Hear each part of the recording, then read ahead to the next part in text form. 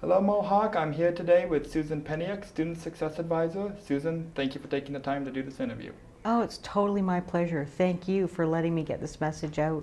Do you see a lot of students come to you speaking about asking to withdraw from programs? I do see a lot of students. Primarily, I see the students who are in my School of Studies, which is Humanities and Social Sciences and Media and Entertainment Studies. What are some of the reasons a student might want to withdraw from their program? There's several reasons. Sometimes students are coming to you because they want to leave the school. They've got some issues or problems that are happening at home, so those are conflicting demands on their time, and they're just finding it too difficult to stay in. Sometimes students want to withdraw because they've sort of identified that maybe this is not the program that they want to be in, and they want to stop and start to pursue other areas that would be more up their alley.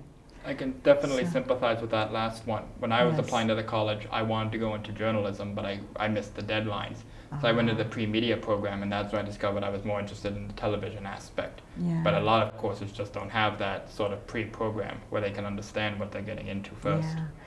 The preparatory programs are wonderful for allowing students to sort of test drive the area that they're in. I mean, for the most part, students will be sort of interested in a particular area, like you were interested in media.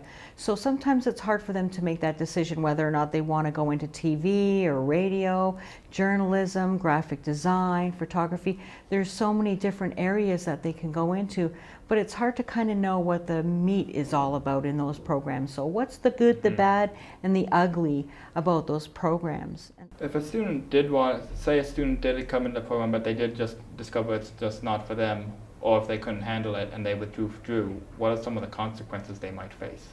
Some of the consequences that we have to be mindful of is if a student is receiving some funding in order to come here. So for example, if a student was here because they were using Ontario Student Assistance Program. If they were using that, then we need to make them aware of some of the ramifications of leaving. So they're going to have to, for example, maybe write a letter to the OSAP office to explain why they weren't successful and how things are going to be different. And if they go into another program, what are their plans going to be successful in that program? I would have to say almost every time the student comes to me to withdraw because they've found out that this is not the program for them, they almost invariably leave like they've just had a huge weight lifted from their shoulders. I could imagine there seems to be almost like a social stigma towards people withdrawing or dropping out of college. I imagine like that must be on some of their minds when they think this isn't for me, but I don't want to be ostracized, so I have to keep going. Do you think Yeah. that comes up a lot? Actually, it really does, because there's a lot of social pressure with students. Students leave high school, they're supposed to go to college or university. When they're done college or university, they're supposed to get out and get a successful job. And ideally, that'd be wonderful. But in reality, everyone's different. Everyone hasn't got that career clarity that a lot of other people do, and that's very frustrating. And so sometimes it's important for students to sort of disregard some of the societal pressures. If you've made a decision and you've thought about it and you're making an informed decision, that's a positive thing. I really kind of give students a lot of credit for making that decision, because quite frequently the pressures at home and from their friends are very tough. And so one of the things I'll say to students is, if you're still living at home, or if you're still tight with your parents, and of course if your parents are involved with you, they're wanting to see you be successful. Right. When you come to see me and I can give you some next steps on what you can do to help find that clarity, then when you're speaking to your parents about it, the first thing parents always say is, what are you going to do now? What's your next step? You'll have something to tell them. Well, I'm going to go to counseling.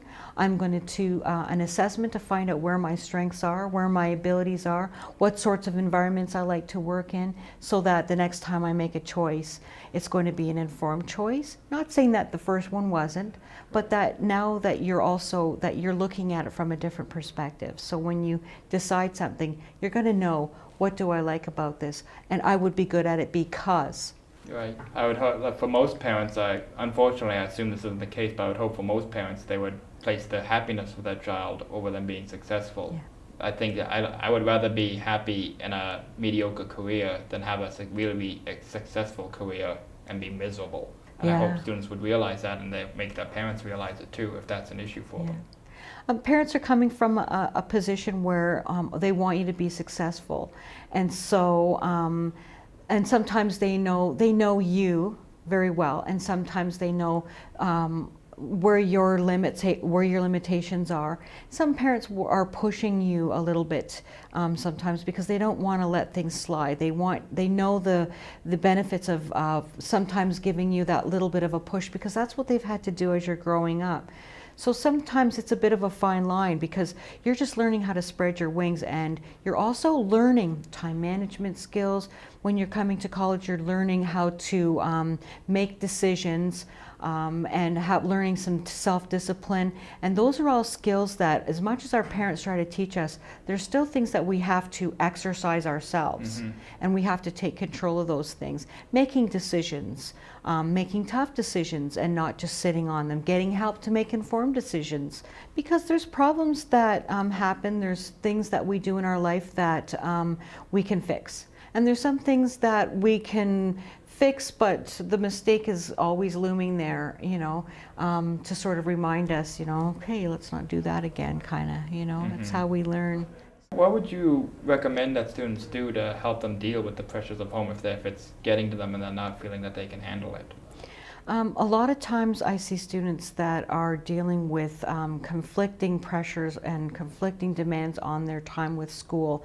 So their home life, school life, work life is getting to them, and they're just not sure how to balance all of it, and they get very stressed. And I think our human side of us wants to withdraw and avoid.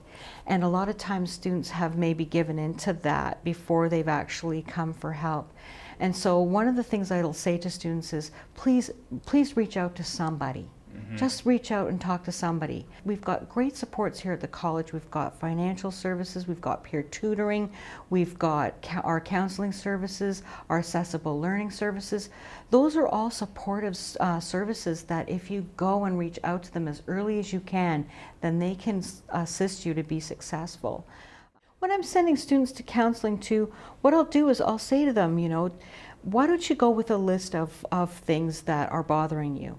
If you go with a list of things, not saying that you can't just pop in and vent, if you're experiencing some Sometimes difficulties. that's all it takes. That's right. Sometimes that's what you need.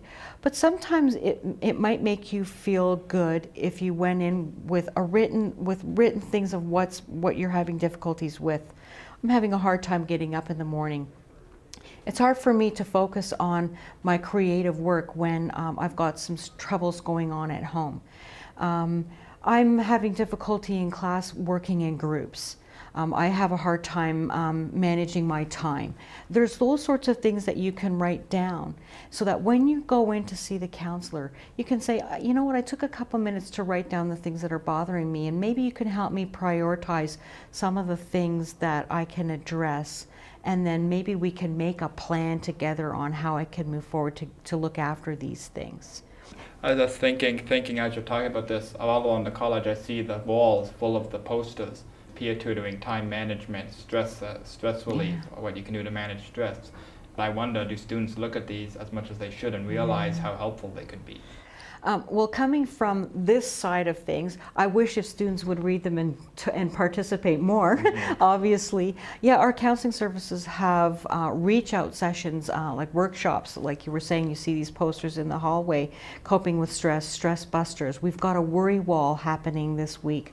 Sometimes counseling services and myself and some of the other SSAs will do workshops in tandem. So we'll identify an area where we're hearing from a lot of our students that are having difficulties in this area. So we'll put on a workshop, one that I put on in tandem with someone from our counseling on procrastination, which is huge. Say, you mentioned if the students coming in, say a student, they're doing a job, they have a lot of classes. If they don't have time to come in and see someone, what would you recommend they do?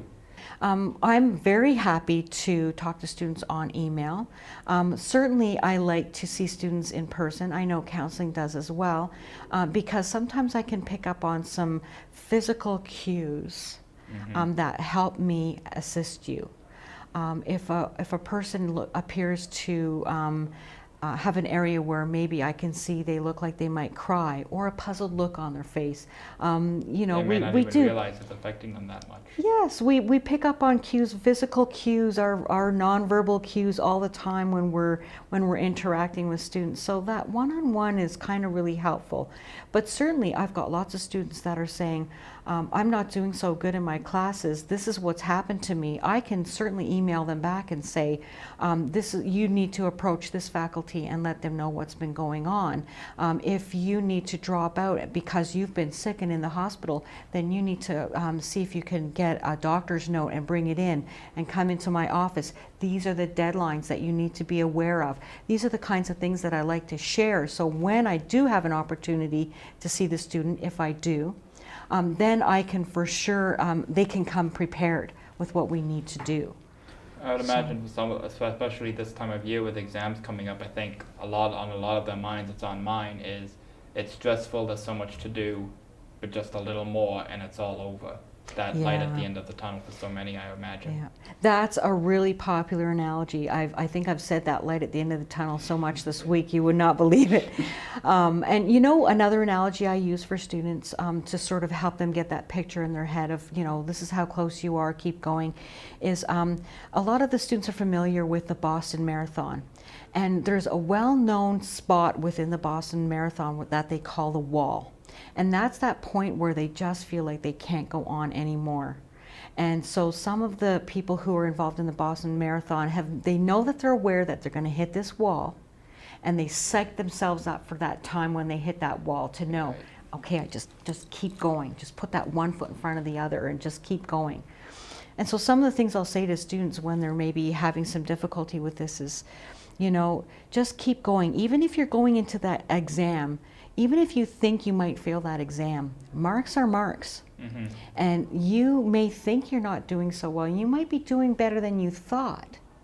And if you are in a position and you're aware of exactly where you are, you need to still keep your GPA up so that it doesn't sort of suck the rest of them down. Right. So for example, I was talking to a student the other day who was saying that they hadn't turned any of their assignments in because they didn't feel like they were handing in their top work. Well, I get worried about that because if the teacher doesn't have anything to mark, you're not going to pass. So sometimes what I'm trying to say to students is please turn something in. I'm not saying don't do your very best, but when you're getting close to the deadline, you have to turn something in, even if it may not be your best work. Say there was a student watching this vid right now, they're feeling very stressed with exams right now, they're not sure what they can do. What would you say to them? If the student's feeling a lot of stress, I definitely think that what they can do for themselves, even before going out to see anybody else, because it's hard to say, go to counseling, go reach out for help, here, go reach out, because they're already busy. So I don't want to add any more pressure on, like adding more to their already busy schedule. Certainly, please do that if it starts to affect things too much. But what I say to students is, what worked for you before?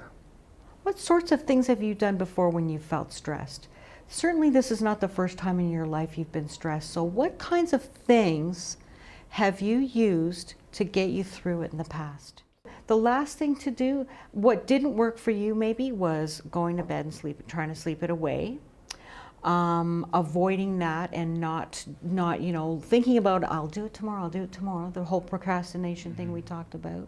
For the most part, avoidance doesn't work, and one of the analogies I use, please don't be an ostrich, because the ostrich, while he has his head buried deeply in the sand, his bum is sitting up in the air and it's getting bit. So I always say to students, you know, it's not going away. Avoidance does not make it any better. It usually makes it worse. So if you don't want a bigger problem later, tackle the problem, face the music now. Thank you for taking the time for this interview. It was very helpful. Oh, my pleasure, and I hope that any student, if they want more information, will see their student success advisor. If you don't know who that is, talk to your coordinator or any one of your faculty. They do know who we are, and they can let you know how to get in touch with us or where we're located in the school.